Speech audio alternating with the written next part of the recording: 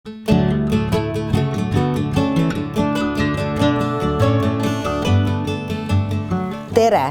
Minu nimi on Anne Roosipõld, olen Tartu Ülikooli Pärnu kolledžist ja täna siis vestleme teemal, mis on spaatoit. Ja selleks, et asi ei jääks väga teoreetiliseks, olen ma külla tulnud Fra Mare Thalasso spa hotelli ja restorani Bergfeld ning minu vestluskaaslaseks on Maret Sukles, kes on siis juhatuse liige siin hotellis. Aga ma hakkan kõigepealt peale, Maret, siis räägin, et mis on üldse spa. Ja spa siis tähendab ladina keeles tervis läbi vee. Spa vallooni keeles on, spa on ta siis Puškaev ning Belgias on ka üks väike linnake spa. Ja ma arvan, et sa oled minuga nõus, kui ma ütlen, et spaad seostatakse sellise füüsiliselt ja emotsionaalselt lõõgastava keskkonnaga ning samuti ka tervisliku keskkonnaga. Absoluutselt, täitsa nõus. Ja nüüd ma hakkan siis rääkima, et mis siis teooriast välja on tulnud, et kuidas siis seda spaatoitu iseloomustatakse. Ja pärast ma testin sinu käest, et mida sina sellest arvad. Selge. Ja spaatoit on siis, mis kõigepealt on, siis ta peaks olema maitsev, ta peaks olema tervislik, värske, aga samuti ka hooajaline ja kohalikul toorainel baseeruv. On välja toodud ka, et spaatoit peaks olema innovaatiline, samas turvaline ja eetiline.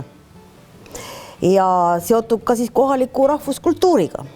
Ehk siis nagu ma teil siin nägin, oli ka siis kama hommikusöögis, et mis on ka seotud siis Eesti rahvustoiduga.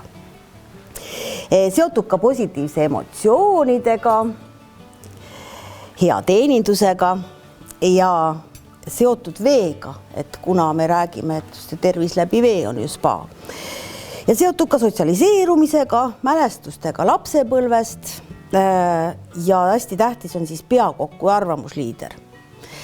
Ning viimane asi, et spaatoidust rääkides tähtis ei ole ju mitte ainult see toit, kõik need, mis on seotud, need emotsioonid, mis on seotud siis söömisega, aga väga tähtis on ka siis kogu see atmosfäär ja need erinevad helid, mida me siin kuuleme, need erinevad lõhnad, mida me tajume ja ka värvid, siis kas või need samad pildid seintel, eks ole, värvid siis toidus ning ka kompimis meil on tähtis ja praegu ma kombin seda laudlina siin ja teil on ka ilus valge laudlina, nii et ka see on hästi oluline, just see sama kompimine ja need pehmed toolid.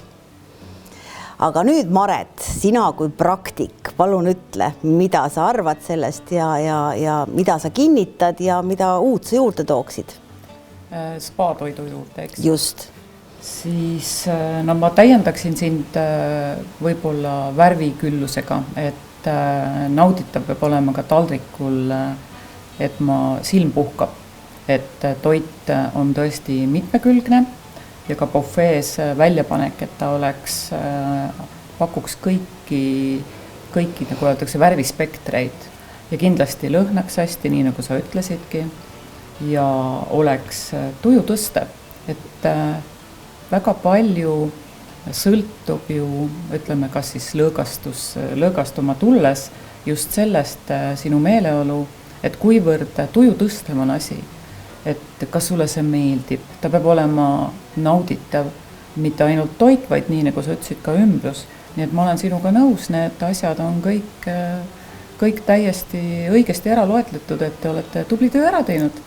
Nii et sa ütlesid enne ka, et rõõmsameelne, see toit peab olema rõõmsameelne, mis mulle väga meeldis. Ja kuidas on selle vee pakkumisega siis hommikusöögilauas? No vee pakkumisega, Anne, sina andsid ühe väga hea nõuande meile, et me võiksime maitseveesid pakkuda lisaks erinevatele mahladele, kohvile, teele ja jogurtitele ja kamale näiteks, mida siis ka sa hommikul said nautida. Ja olemegi juba siia teinud kurgi sidruni maitselise vee, mis tegelikult on ka nauditav, ütleme, ainult välimuselt. Et tõesti, tervis läbi vee, et siis rohkem vett, nii et aitäh.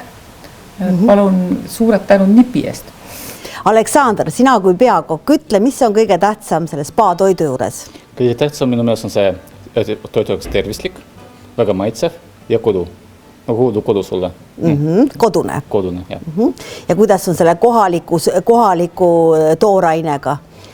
Me hästi vastame palju taotleme need talunikud, mis me toovad meile Läänemaa talunikud.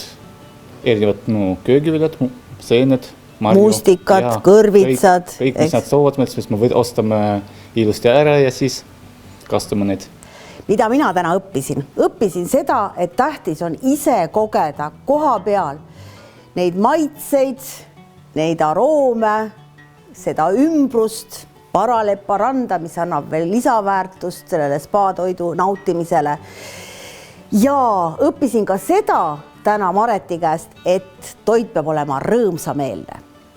Kui teie soovite õppida rohkem ja teada saada rohkem nii toitlustamisest, majutamisest, spaateenustest kui ka üldse turismist, siis olete oodatud Tartu Ülikooli Pärnu kolledžisse. Aitäh kuulamast!